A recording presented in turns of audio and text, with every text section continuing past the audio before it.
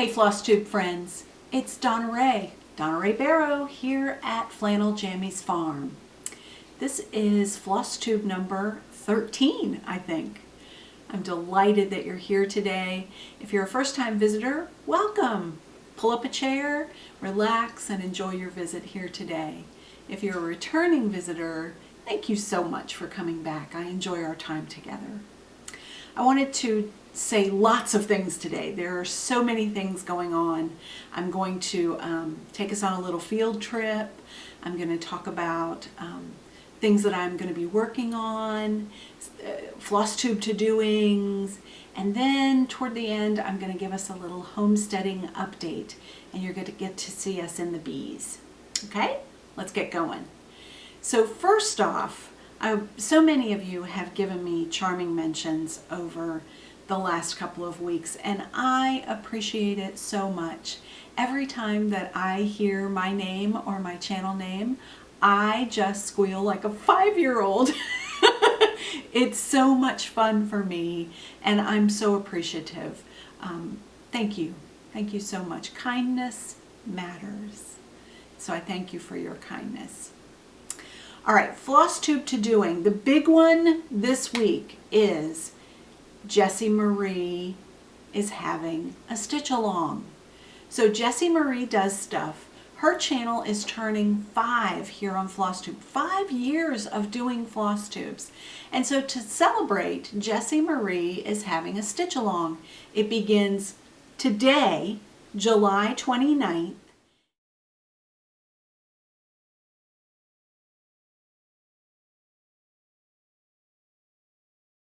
Okay, so you're going to stitch on the first day today something that has anything to do with the letter J. So I'm going to be working on my Spring in Baltimore. Remember, I've showed you this before, but I haven't quite started it yet. I'm choosing this one. I know, what starts with J? Donna Rae, come on. Well, I'll tell you. This one I keep in my Donna Rae sized Mama Joan bag. So there's one J.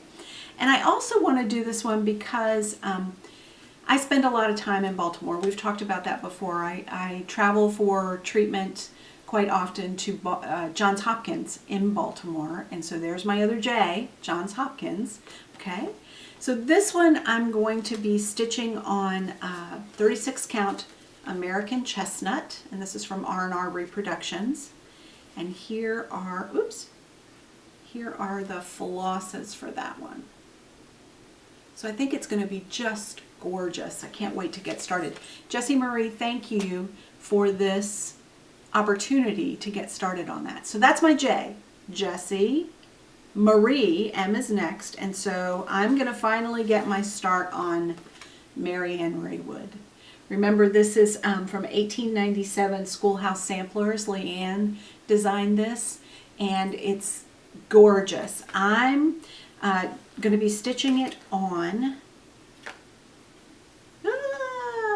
this is R&R Reproductions French Vanilla, and I've started to pull a couple of the threads. I need to go there and get the rest of them, so can't wait. So that's my M, Jessie Marie.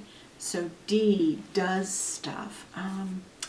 So I went ahead and chose, this is a retreat piece from last year, and it's from Beth Twist when she came to visit us at Dying to Stitch and was our featured designer at the retreat. The Friday piece, the designers who come normally give a small exclusive design on Friday and then their big exclusive design Saturday during our class. So the small piece was Stitch or Die, okay? So there's my D, die, stitch or die. And I made a huge start on it, and I just didn't finish it. So this is my opportunity to pull this out. Here's all the threads that go with it. And here's my little bee needle minder. So I have everything for stitch or die. So that'll be my D. Now for S. I'm going to finally pull back out something I so want to complete this year, and it's Salem Sisters 3 from Paulette Stewart. I love this design so, so much. And so this gives me an opportunity to pull that back out and work on it for my S day. And this is stitched on 36 count weathered shingles. Great, great colored fabric. Here's my start. And so when we get to that 4th day, I'll be stitching on this. Again, Salem Sisters, Plum Street Samplers. Okay. So when you join Jessie today and you start doing the Jessie Marie Does Stuff, she's turning 5. So that 5th day, you've done a J, an M, a D, and an S. That 5th day is a free day. Stitch on anything you like. And I'm going to be stitching on Friends of the Heart, my stitch along from Plum Street Samplers. So I'm going to be stitching on that free day. If you're joining along with us, the hashtag is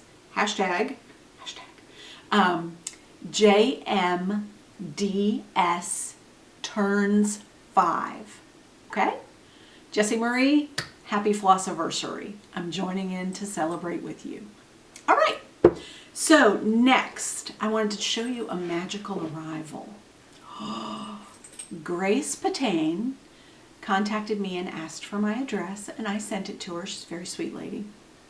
And I thought, that's so nice. She wants to send me a card. You know, that's so lovely. And I did get, I got a big box from Grace. Grace, you blessed me so much. I was speechless. As a matter of fact, when my husband came home, I was still sitting there with the box and its contents with my mouth hanging open and my heart full. But I did get a card. I got a lovely Not Forgotten Farm card, and I got a postcard from Long Island, which is where Grace is from. And inside the box, there was this adorable bag that you can color yourself. Look at the bee. Oh my goodness, it's gorgeous. But it was stuffed, and I'm going to show you what was inside. Inside the bag were some charts. So this beautiful Elegant Countess chart from Joan Elliott. Oh gosh, she's gorgeous. Look at her. Oh, isn't she beautiful? I want to dress like that every day. Oh, I think she's just stunning. So there was that one. Then there was My Big Toe, Building Blocks Abide. And of course, you know, this just touches my heart. It's gorgeous. Beautiful design from My Big Toe, and I really appreciate it. Grace, you know my heart. Then there were, you've seen them. You've seen everyone doing them. These beautiful hands-on designs. 1, 2, 3, 4, oh goodness, 5, and 6. I'm blown away, Grace. I didn't have any of these, and so I'm so thrilled that you sent them my way. I can't wait to start stitching them. They're going to be a beautiful addition to my holiday season. She also sent me this beautiful beeswax candle. It's a little bee skep with bees. Isn't that gorgeous? Oh, I just love it. And some lovely thread conditioner. This is from Jane's Bees. A lovely little tin. So that's wonderful. And then there were these tiny, precious red scissors and scissor fob. Is that not gorgeous? Oh, Grace, thank you so, so much. You really, really blessed my entire month. And so you were the capping glory on my birthday month, and I thank you. All right, I did order a few things as well. So I ordered from Teresa, Kitten Stitcher. Hi, Teresa. I ordered this lovely one, Weeds Make Haste, right? We all know this. Sweet flowers are slow while weeds make haste. Isn't that the truth? Oh my goodness, had to have that one. But then I also had to have, you all know it, S. Ward, A Little Rag.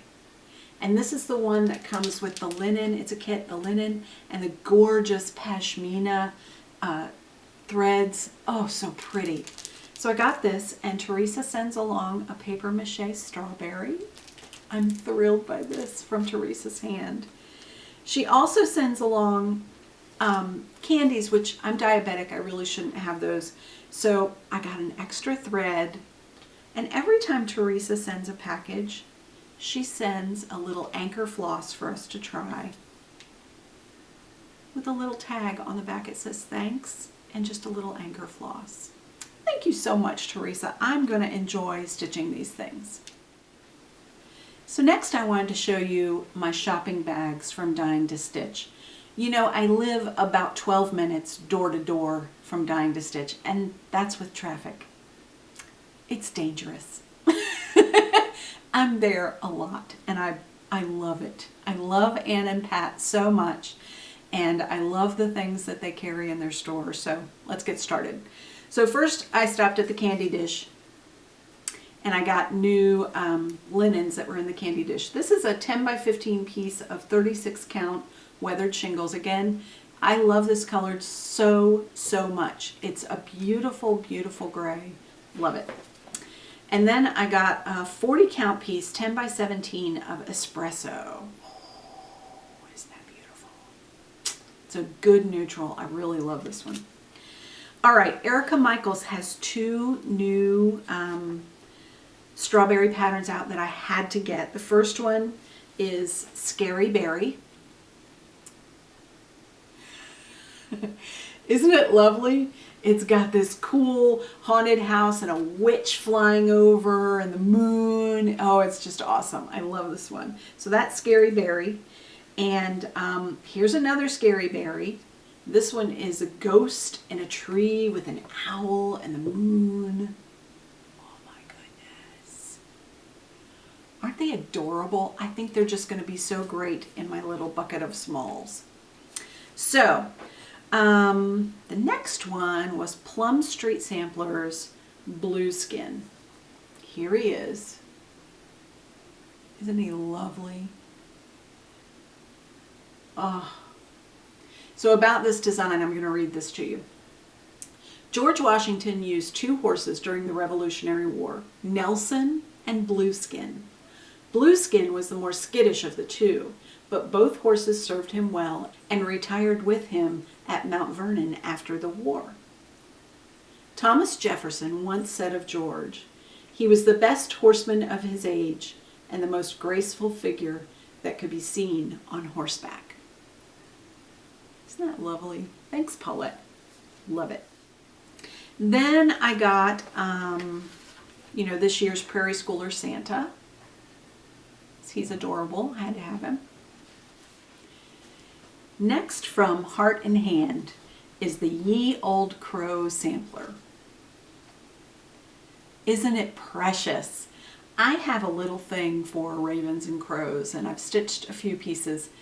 I've seen some of you have already stitched this up. It is adorable, so I can't wait to stitch this one. Now next from Dying to Stitch is the latest Colonial Gatherings Club Kit. This is from the Scarlet House, and it's called Bringing Home the Tree. Isn't it lovely? And so we're going to stitch it and make this little pin cushion. Here's the thing, I've told you, Dying to Stitch clubs are awesome. We got the pattern, of course, an exclusive pattern from Tanya at the Scarlet House. Then we got the threads, of course, right? All laid out on a thread card. We got this beautiful mink linen to stitch it on. Okay, gorgeous.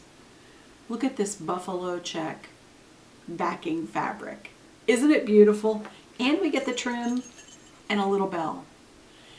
Everything you need is in here. I love the Dying to Stitch kits. They're just fabulous. Okay, the last thing I got in the mail that I wanted to talk to you about.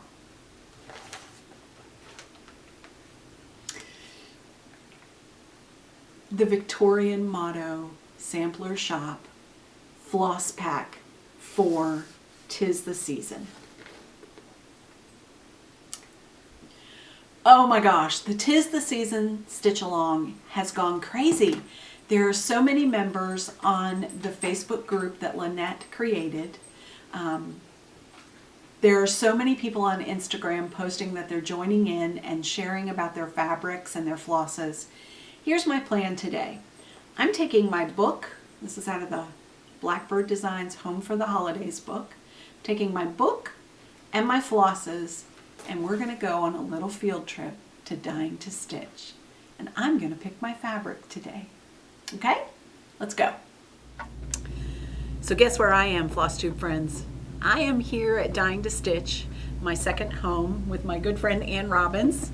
Isn't Ann wonderful? Ann is so fabulous. If you ever need anything, just call Dying to Stitch and Ann will ship it out to you. She'll help you on the phone. She'll walk you through things. She'll give you just a joyous day on the phone with her. So yeah, Dying to Stitch. I am here to talk about the Tis the Season Sal. And remember, this is going to start on September 1st, Labor Day weekend. It's in this Home for the Holidays book by Blackbird Designs. And here it is. It's this beautiful cardinal, right? And so I'm going to start this along with everybody else in the world, it seems. Lynette started the Stitch Along, and she created a Facebook group, FlossTube 2018 Tis the Season Sal. So you can look that up on Facebook. Join it there. And so I'm here today. I'm going to be opening the Victorian Motto Floss Pack for this Tis the Season Sal. I'm going to be opening it here with Ann, and we're going to be pulling these threads out, and then we're going to choose a color of fabric for me. Okay, let's get going. Ann? All right, here's your scissors. Scissors. Ready to go. Scalpel. Oh my gosh. Can I do it? Who knows? Okay. Oh. Okay, we don't need to see the packing slip, but sorry for the crinkling, everybody. Oh my goodness. So here they are, and the bag even says, "Tis the season." Cute. Isn't that cute? Oh my gosh. So I'm going to pull them out. Okay, so this one is Tis the Season Tortoise Shell. Tis the Season Scarecrow. Tis the Season Attic Tea. Tis the Season Moss. Ooh, that's beautiful. Ooh, I love that. Tis the Season Vanilla Pudding. Did you get us any vanilla pudding? Do we have vanilla pudding here? I was looking for a big old bowl of vanilla pudding. Oh, ooh. Let's do that. That sounds good. Tis the Season Mud Pie. Tis the Season Pumpkin Carriage. Isn't that lovely? And then this beautiful red. This is for the cardinal, and it's Tis the Season Poison Apple. Look at that. That is gorgeous. So here are, I'm going to hold them up. Whoops. Here are all of the colors, okay? So now, Ann, I would like to do this probably, I think, on a 36 count. And in the book, Okay. it tells us, we're going to Is that what they did? What did they do? I'm not sure what they did. They did 32 count pear by Lakeside Linens. Oh, that's big. I think it would be big. And so I think I want to do 36. Yeah, the finished sampler size, if you do 32 count, is 14 1/8 by 5. So it's kind of long and not very tall. Okay, let's see what it'll be on 36. Okay. How about that? So the design size is 226 by 81. Okay, so 12 and a half. I love that she calculates this By all out 4 for and a me. half. Okay, so 12 and a half by 4 and a half. Oh, that sounds lovely, right? 13 by 5. Yeah. And then 3 all the way around, right? And That's 3 what inches we'd all the like. way around, So yeah. 19 by 11. So here's the cool thing. You come to Dying to Stitch and you say, I need fabric for this project. And Ann or Robin or Judy or whoever's here will cut it to the exact size that you need. You don't have to buy like a fat half in order to get what you need for a project. So she's going to cut me a piece that's going to be 19 by 11, and that's going to leave enough room all the way around for either framing or finishing any way that I want. So What you got, girlfriend? All right, we have a what? Do you have any idea of what you might like? There's a ton of 36. You know what? Pear is green. Pear's kind of a green. Are you thinking green? Not necessarily. Not so much green. Yeah, not necessarily. I do need something that the white, the vanilla pudding is going to show up on. So I was thinking maybe a gray. Gray? Yeah. Okay. Yeah. Gray's my favorite color. I thought maybe gray. All right, let's pull some grays. Okay.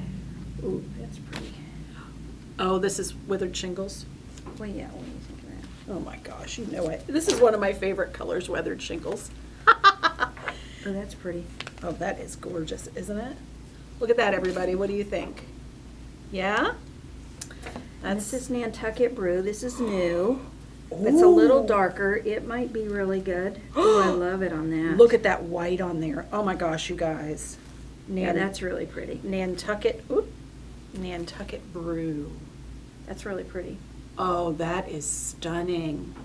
What else do we, let's try a brown. Do we have a browner one? Okay, is this too brown? Nope, I like that. Okay, let's see. I don't know what that is, but Patriots Brew. Oh, Okay. Patriots Brew. Lovely, lovely neutral Patriots Brew. You know, I think that's kind of pretty too, but I wonder, will those tannish colors show up well? I don't know. I liked the feel. This was almost a cool color, and I thought that palette looked really good. I on a think you're cool right. Versus a warm. This is more of a warm tone. Yep. And I think maybe with those colors, you want something with a cool palette. I think you're right. Just This saying. is why I come here. I mean, I think we could find something else, but I really like that gray, don't you? So I do. What's this one? Liberty Gathering, you can try that. That's Liberty Gathering gray. Okay, so I'm leaning It's toward a the little grays. lighter. It's got a It's a little more muddied than yeah, these. that's This the word is- I was looking for. It's got a brownish. This is more clear than that. But here it is. What do we think of that?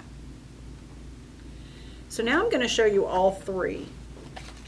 Let's see. And I'm going to put those aside. Okay. I'm gonna move And these out of I'm the just way. going to, yeah, since we that kind we've of got have it room. narrowed to these three grays Now we've because got room. they're my favorites, right? Okay. So we're mainly going to look at this red up against there. So I'm just laying the threads across all of them just to see what you guys think. Let's see if I can. Yeah, what do we think? I really think this center one. Yeah, I think so too. I think so too. Okay, so we've made a decision. I'm going to give you these back. I always make a big mess when I come here. That's why we have a big table to spread out on. So I'm going to lay them out once again on here because then I'm going to ask another question and Anne will probably kill me. I won't. But I do she- want to look at this one. But she's a good lady. We're gonna. How many strands are you using? One. I'm going to use one. Just want to make sure. Yeah, that one's okay. Did you see what she did? She pulled out one strand. Do that again. for me. Okay. If you're not sure and you're afraid it's going to sink back into the linen, you want to pull one strand, which sometimes you come in here and some of our threads have one strand sticking out. And you want to make sure that it's not going to be like tone on tone. It's going to stand out enough so that you don't want to stitch all that and do all that work and have it not be able to see it. Brilliant. Thank you for that. That worked. Okay, so here are these colors on this. And what is this again? This is the Nantucket Brew. Mhm. It's new, that's why I don't know. So here it is on there.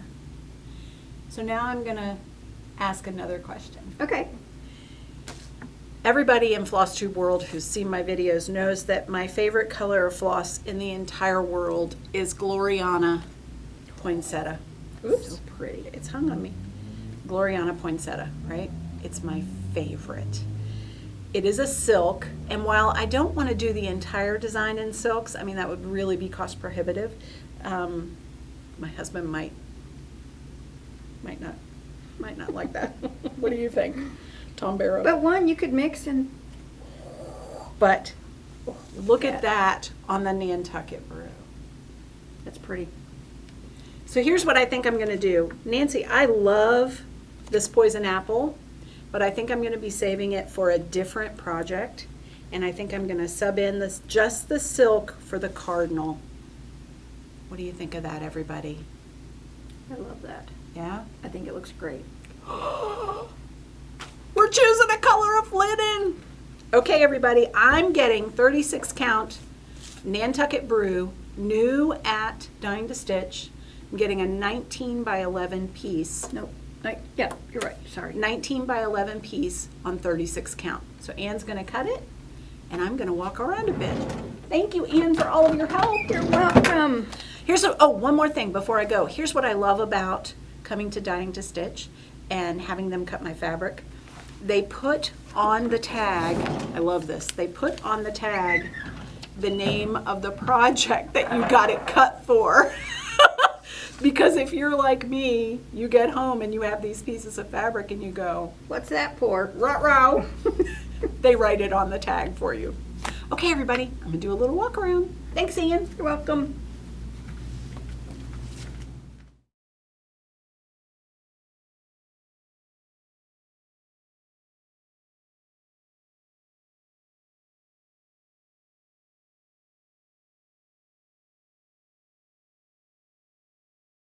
How was that?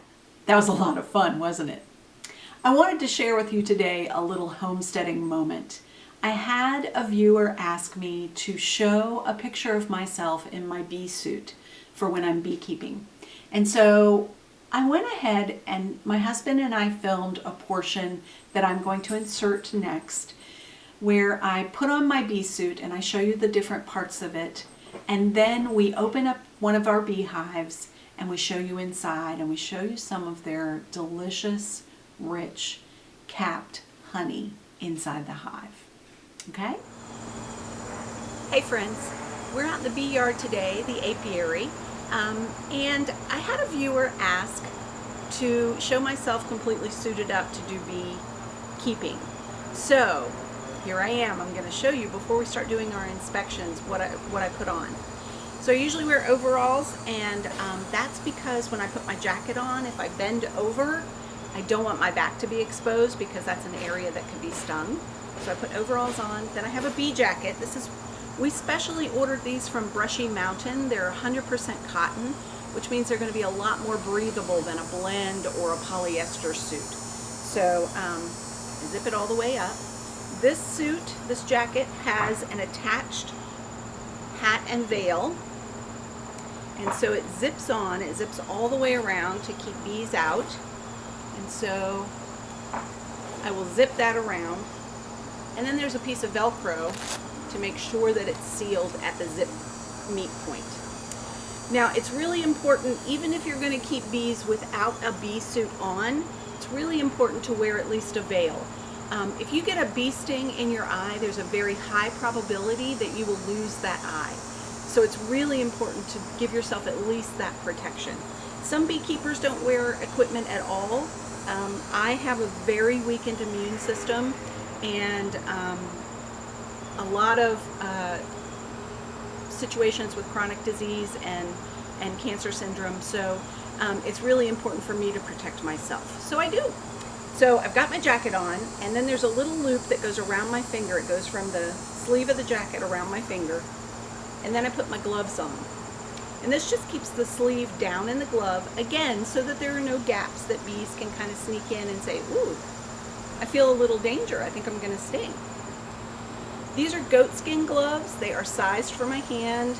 And I put them on. They have some ventilation around the wrist. Again, you know, it's hot out here. It's over 100 degrees today. It's going to be.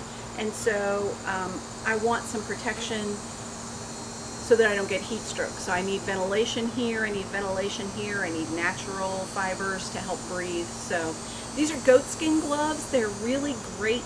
They help me feel things and maneuver my fingers. Here's the interesting thing. The bee stinger is so strong that I've had bee stings through the goatskin glove. So you want to move slowly and gently with your bees. You want to talk to them. Hello, girls. I'm here to visit with you. I wanted to talk with you today and check on you and make sure you're doing okay. Is that all right? Can't wait to visit with you. I do that all the time. I talk to my bees. So here's my full bee suit. I do tuck the ends of my pants into some boots, and that way everything is covered up. So I'll see you in just a few minutes when we open the hives. This afternoon, folks, it's time to check on this 10-frame hive. So let's see what we got going on here. Hello, ladies. How about a little smoke? A little smoke, the smoke just kind of lets them know that something is happening, that makes them go down into the hive. Some theories are that it signals a forest fire and that there's danger and they need to maybe eat some honey in case they need to flight. So at any rate, it makes them go further down in the hive so that we have an easier time of opening it. You don't need a lot of smoke, just a few little puffs. And have you got the hive tool? It's time to pry this open. The bees do something called propolizing. They create a substance called propolis, which is kind of like Gorilla Glue. It seals up any cracks and openings in the hive. It helps to winterize it. And so you have to kind of break that seal. So here they are. Ooh. Hi, girls. Look at this. Look at all the bees inside the top cover. Oh my goodness. That's amazing. That's a good idea. And let's lay it in front of the hive so they can walk right in. Yeah, so we'll lay it right in front of the hive entrance. They'll just walk right in and go back toward the queen. This is the screened inner cover, and we run screened inner cover and screened bottom cover most of the year. Oh, I'm sorry, am I here with it? I'm sorry. Because we're in Virginia and we have a lot of heat and humidity. We generally have milder winters, although this past winter was pretty brutal. So we're going to pop off this screen inner cover. Ooh, hello, girls. Hello, ladies. I think they need a little more room. Good grief. Honey. Oh, goodness. You girls have been very productive. I'm so amazed at you. They have filled out the entire top, well, most of the 98% Yay. is filled out. So the bees travel, they go out foraging. There are specific bees that their job is foraging. And they go to the different plants, flowers, and they gather pollen, which is their protein source, but they also gather nectar from those flowers. And that nectar they store in the individual cells of their honeycomb, and then they flap their wings and dry it to a specific moisture content. When it's at that specific moisture content, it's honey. And then they put a very light wax capping over that honey to store it forever. It's their winter food, but it's also a very special treat for us when they have extra to share. So we're going to see. Good heavens, they have propolized this to the maximum. This is my favorite hive tool. It's got a little, like a putty knife on one end, and that helps us pry things up. But then it's got these clamps at the bottom, and that helps me grab the frame and pull it up. Lots of propolis, eh? Totally lots of propolis. So you will pry that side. I got this side pry. Oh, good job. Yep, I did it. Yay! Good job. Now, if I can just get the two things separated. I got my two separated. Let me jack it up here. Okay, With my J-bar. It's going to jack it up. Pardon me. There you go. So normally the end ones are what they fill out last. So this one may not have much on it. You'll see. Brilliant. It's Yeah. J-barred up. So see, there are lots of bees, and they're just beginning to build wax on this one. This side, they're not beginning at all. But there are lots of bees on this one. And I'm going to put it right over here in an extra box. Or, how about right there? In an extra box that we have on the side, just to stay put for a second. And if you try the next one, sir.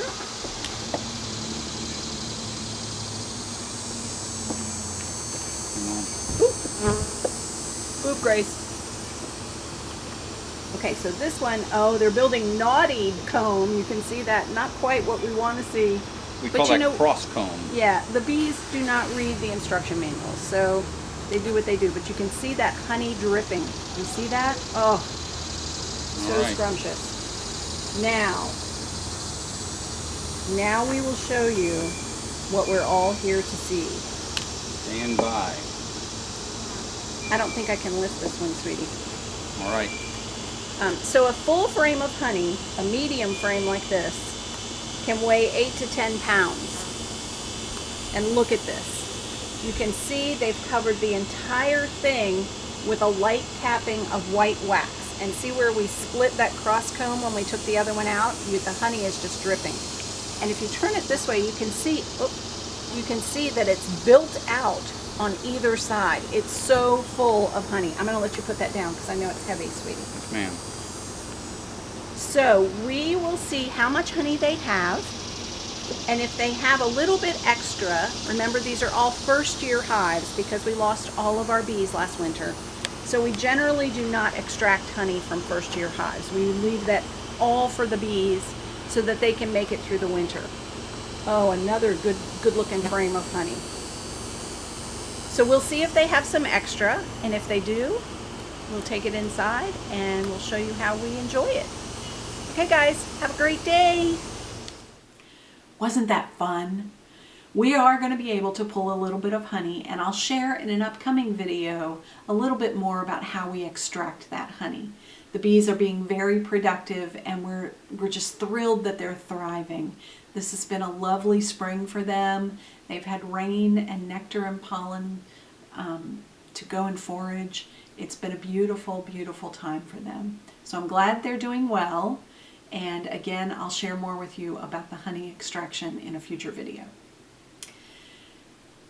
Well, my friends, it's been a lovely visit with you today. I have enjoyed it so much, and I hope you have too. I'll share more about my whips and plans and upcoming things in our next video. But for now, I invite you, as always, to be the grace and the kindness that you want to see in our world. Bye-bye, friends. If I just say the words, is that enough to make them true? If I just say the words, well, you know that I love you.